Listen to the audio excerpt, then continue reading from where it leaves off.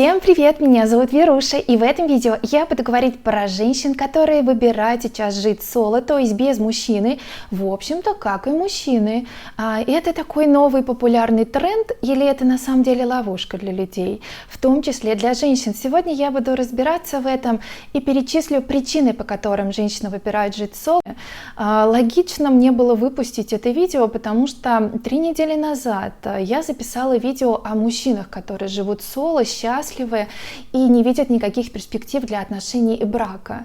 На сегодняшний день более 310 тысяч просмотров и более 10 тысяч комментариев, и по такому количеству можно понять, что эта тема сейчас актуальна как никогда для обоих полов. И в комментариях вот к тому видео я поняла, мужчины делились своими историями жизненными.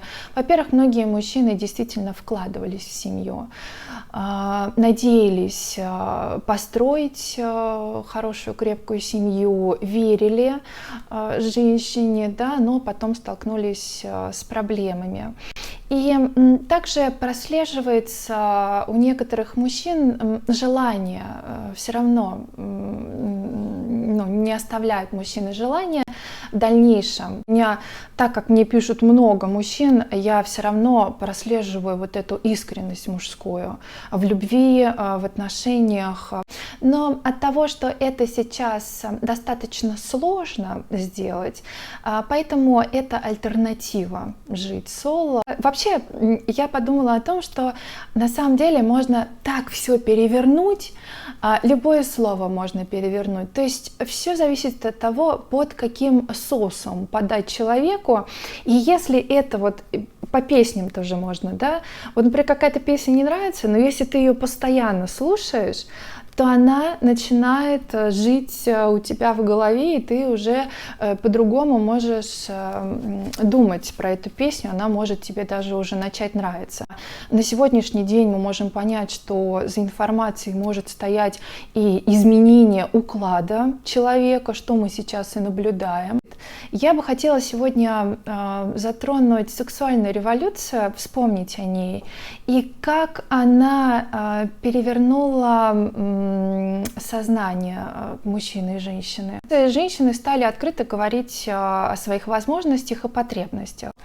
С одной стороны, это же хорошо. Вот мне кто-то из женщин писал, что неужели хорошо вернуться в то время, когда у женщины не было вообще никакого слова. Что-то меняется. Если у женщин появился больше прав, то в принципе в этом ничего плохого нету. Но только если это все работает в позитиве. Но в результате вот этой вот сексуальной революции закрепилось в обществе, что женщина — это объект для получения удовольствия. Появились книги, где говорилось о том, что у женщины навязанный образ, что она должна быть женой и мамой. В средствах массовой информации, то есть это журнал «Космополитен», который раньше был для домохозяек, а потом его переделали на то, что женщина должна быть более раскрепощенной вот в сексуальном плане. Раньше женщины с низкой социальной ответственностью, скажем так, да, воспринимались как падшие женщины. Но вот как раз в то время появилось движение, которое защищало таких женщин и считало, что, во-первых, это работа, и это работа достойная хорошего заработка. И я тут тоже как раз подумала, может, идея на первый взгляд странная, но можно же все перевернуть. Ведь вот это вот развивали сексуальность женскую, но в мужчине тоже немало сексуальности. Можно было и мужскую сексуальность таким образом продвигать. Как раз-таки эмансипации тоже, да, и здесь нестыковка происходит. То есть, с одной стороны, женщина должна жить для себя, но все равно вся направленность на то, чтобы привлечь мужчину. И поэтому я к чему вообще рассказываю все это? А к тому, что вот оттуда-то ноги все и растут. от того, что женщина поняла, что она эту сексуальность может продвигать свою и за счет этого хорошо устроиться в жизни. То есть такой произошел контраст между сексуальным освобождением, то, что вроде как и направлялось делать, и сексуальной эксплуатацией фактически. Скажем так, сексуализировалась реклама. В модели, в ролике Calvin Klein Jeans говорил: знаете, что у меня под джинсами? Ничего. И до сих пор мы можем наблюдать, как вот эта вот сексуальность продвигается, начиная от каких-нибудь там шин, автосервиса, где будет там модель в короткой юбке. Это разные товары, да, где тоже иногда так думаешь, к чему здесь вообще вот эта вот полуголая девушка. Но нет, взяли, прилепили. То есть это уже как швейцарский банк или швейцарские часы, да, надежно работает. Надо сказать, что на мужчин-то это очень работает. Не только шла планомерная работа на женщин, но и для мужчин тоже. О том, почему женщина выбирает жить соло без мужчин. Ну, во-первых, современные женщины не хотят жить в патриархальной семье. То есть, с одной стороны, они хотят вот это вот мужчину, который будет ухаживать и который будет оплачивать все, да, я не говорю про всех. Тоже мне в комментариях писали женщины, которые сами обеспечивают семью, и такие, надо сказать, действительно тоже женщины есть. Соответственно, такие женщины, они задаются вопросом: а зачем мне мужчина, если я всю семью тяну? Но есть и другие женщины, которые, и надо сказать, все-таки мне кажется, что таких женщин большинство, которые привыкли, что всю семью тянет мужчина. И потому что мужчине на самом деле в большинстве своем в детстве не говорили, что мужчина должен быть... Почему сейчас мужчины тоже вот уже кайфуют от этого соло? Потому что мужчинам с детства не говорили, что ты должен быть счастлив сам по себе. Мужчине часто говорили, что ты должен сделать женщину свою счастливой. Вот такая вот история.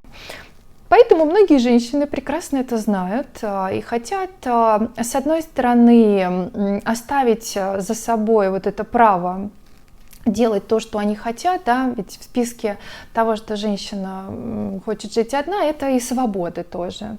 Свобода в действиях, принятие решения, ни с кем не надо советоваться, никого не надо ждать и так далее. Как женщины говорят иногда, что-то там ты думаешь, и мужчина очень долго может решать что-то.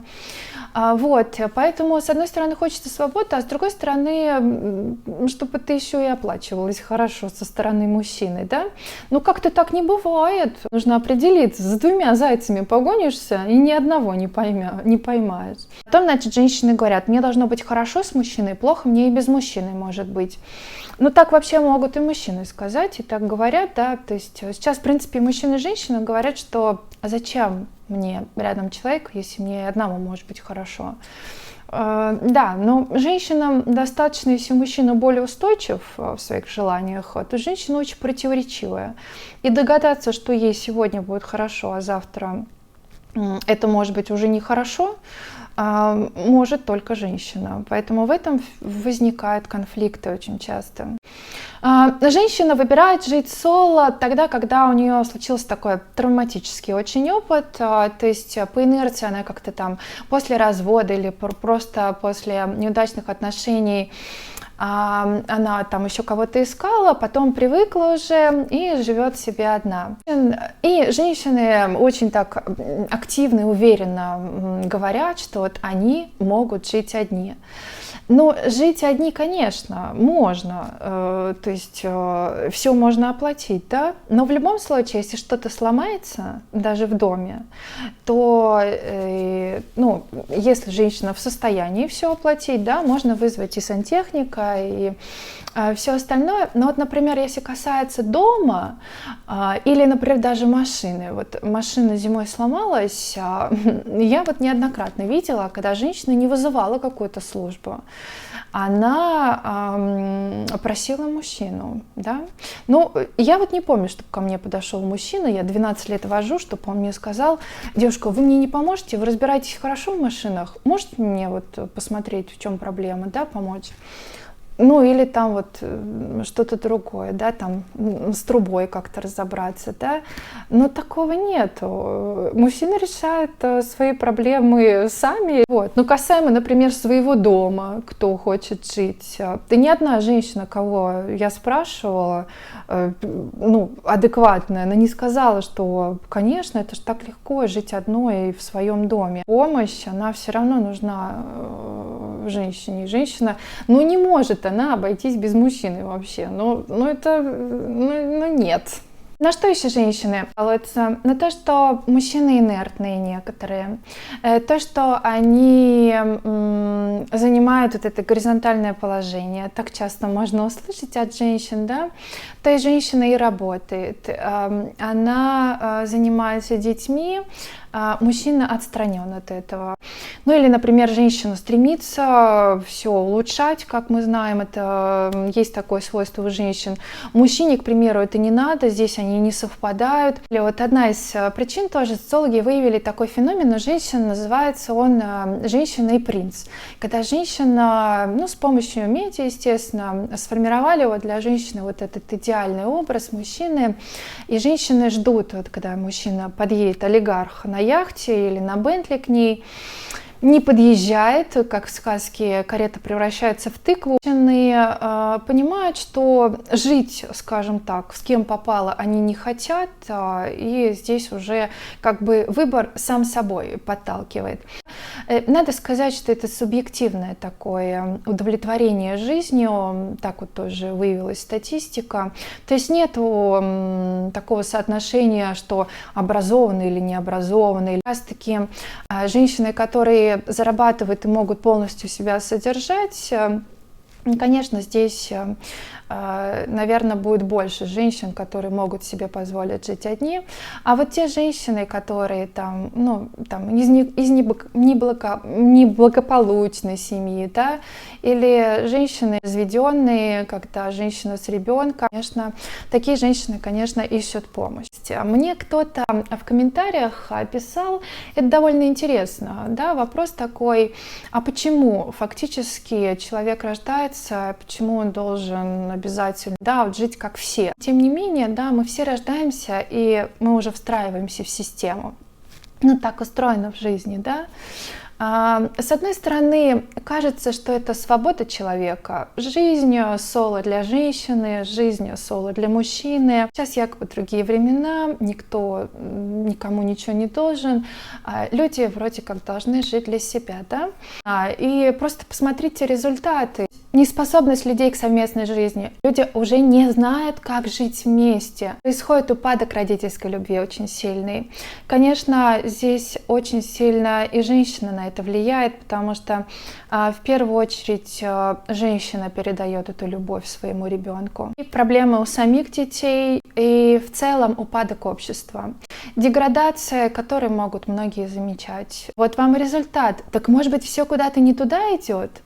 Знаете, я еще хотела обратить ваше внимание на то, что, например, создатель айфонов, он не давал детям свои айфоны, эти айфоны. Это в открытом доступе информация.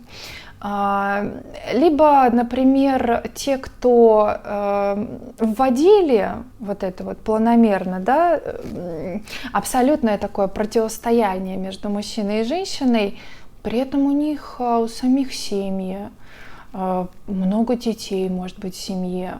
Да? Ну, здесь понятно еще речь о финансировании, что есть возможность, но тем не менее эти люди не отказываются от семьи. А мы все так сейчас кричим, что это кайф, это такая свобода, это круто. Ну, может быть, круто, но это круто может быть неправдой. И техника, нас снарядили всей вот этой техникой, всем снарядили, да, чтобы люди не нуждались друг в друге. Ну а ты сейчас убери всю эту технику, и может быть тогда люди снова начнут ценить друг друга. Вот так вот, время есть подумать. Всем спасибо большое за внимание, увидимся уже завтра, пока.